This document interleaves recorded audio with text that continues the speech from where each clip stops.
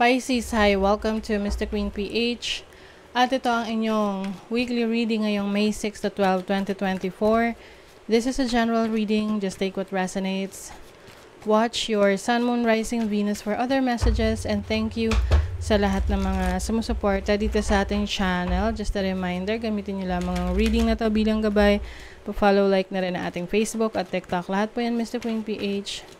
Like, share, subscribe, turn on post notifications para lagi kayong updated sa ating mga readings. And if you're interested in private readings, meron tayong 3rd anniversary promo, 25% discount on all tarot reading services.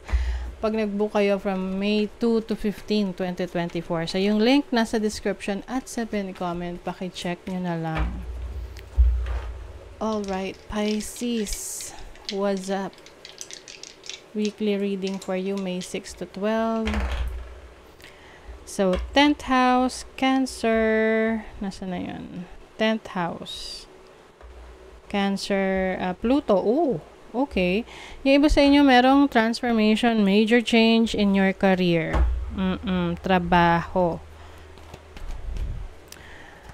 I think, iba, you will experience some sort of emotional transformation sa career ninyo, trabaho ninyo. Pwedeng yung iba, hindi nyo gusto yung pagbabago na to. Yung iba, feeling nyo wala kayong choice but to accept this change, itong pagbabago na to. Example, yung iba sa inyo, nawalan ng trabaho, natanggal sa trabaho, na lay off, nagsara yung company. Or yung iba naman, maaring alam nyo sa sarili nyo na ito na yung kailangan nyong gawin para sa family nyo.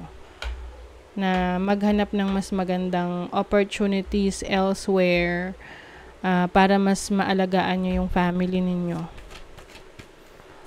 Yeah. Yung iba, maaring mag-abroad, no? Siyempre, hindi lahat komportable agad sa pag-abroad kasi siyempre mahihiwalay sila sa family nila. So, this might bring emotions, no? So much emotions sa inyo, sa family ninyo. But I think, itong pagbabago naman na to, mas mabibigyan nyo ng pag-aalaga at protection yung family. It's for the good. Okay? Well, let's see your overall energy. You have the Star and the 5 of Swords. The Star is your goals in life, yung pangarap mo sa buhay, yung hopes and dreams mo. So, talagang marami kang gustong ma-achieve. With the 5 of Swords, meron lang talagang mga kukontra sa mga plano mo. Ito yung tipong gusto mong lumipat ng trabaho kasi gusto mong mag-business, i-pursue yung pangarap mo, na magkaroon ng negosyo. And then, pwedeng pamilya mo or pamilya ng asawa mo or someone na malapit sa'yo na magsasabi na mali yung decision mo, hindi yan maganda, hindi yan makakabuti para sa'yo. May mga kumukontra, no? Wag mo na lang silang hayaan kasi kung ano naman talaga yung gusto mo, kung alam mo talaga na that is what you want deep within you. Bakit ka matatakot? Bakit ka magpapa-apekto sa kanila? And I also see some of you mas nagiging competitive kayo. Talagang gusto nyo patunayan na mali sila ng iniisip sa'yo na hindi mo kaya. Your challenge is the 4 of Swords. Yung iba sa inyo pwedeng nagkakaproblema sa tulog, sa pahinga, no? Medyo kulang yung pahinga. Maaring marami kayong masyadong ginagawa. The Chariot. Pwedeng marami kayong inaasikaso. And I also see some delays, no? Yan yung isa sa challenge ninyo. Lagi niyong tatandaan, yung mga delay na yan, it's a protection. Okay? Para kalmado na lang kayo. Kasi, di ba, yung iba naiirita. Na-delay yung flight nila. In-stress nila yung sarili nila na sa mga bagay na wala naman silang magagawa. Tapos, later on, nalaman nila na nagka-problema pala yung flight na yon na supposedly nandun sila. Oo. Alam mo yon. So, may mga ano yan, tinatawag na blessings in disguise. Kaya yung mga delays, protection yan sa'yo.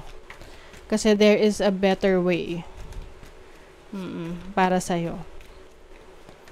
Some of you, if meron kayong sasakyan, kailangan yung, you have to make sure na maayos yung kondisyon ng sasakyan nyo bago kayo mag-travel.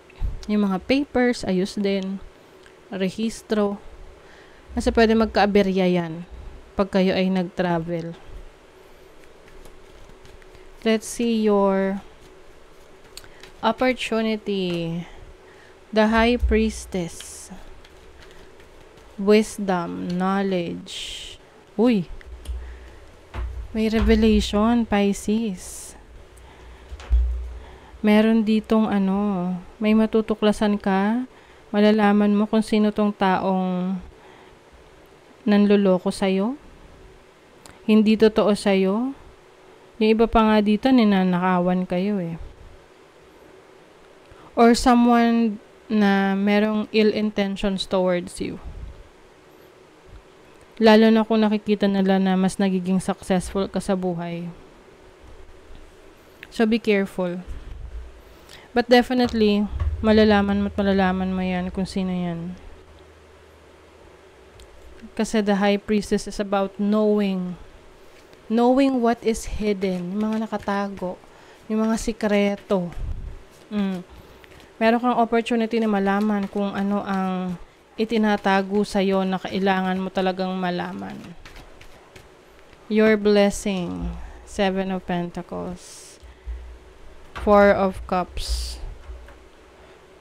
Alam nyo, merong tao sa buhay nyo, pwedeng tao, pwedeng situation, na hindi na kayo masaya, hindi na kayo kontento. And I think, yan yung reason kung bakit you will realize that you deserve better. So, syempre, kapag alam mo na, may awareness ka na dinideserve mo ay better, maaring aalis ka sa situation na yan para hanapin kung ano yung better na yon, yung better option. Better relationship, better career, better business. Maaring meron ditong hindi ka napapansin na opportunity before na ngayon you will finally realize and try it, no? Gagawin mo na, susubukan mo na. May ile-let go ka talaga. Nako, maaring iba sa inyo, you're going to let go of a person in your life na hindi mo na mapagkakatiwalaan. That you feel like wala. Mahirap na kasi kapag nasira na yung tiwala mo sa isang tao. You will always be paranoid na baka lolokohin ka na naman. Baka may itatago na naman sa'yo. Some of you magta-travel. You are breaking free. You will leave things behind. O yung iba sa inyo talaga, may iiwanan, aalisan na sitwasyon. This can be a career na parang you feel like it's unfair. This can be a relationship na may cheating, may lying, na paulit-ulit na lang na nagiging problema. You want to be free. You're finally taking action. Baby steps are still steps, but they're better than standing still. So, yung iba sa inyo may pagsisimula. Okay lang na magsimula. At least, no, nakapagsimula ka na. One step at a time, makakarating ka rin sa goal mo. Ma-achieve mo rin yung blessings na yan. Ma-achieve mo rin yung success na yan. Friend, be as good a friend to yourself as you are to others. Yes. So, mas magiging maayos at mabuti ka sa sarili mo. Hindi na yung sisisihin mo lagi yung sarili mo sa isang relationship na hindi nag-work, sa isang trabaho na hindi nag-work, sa isang business na hindi nag-work.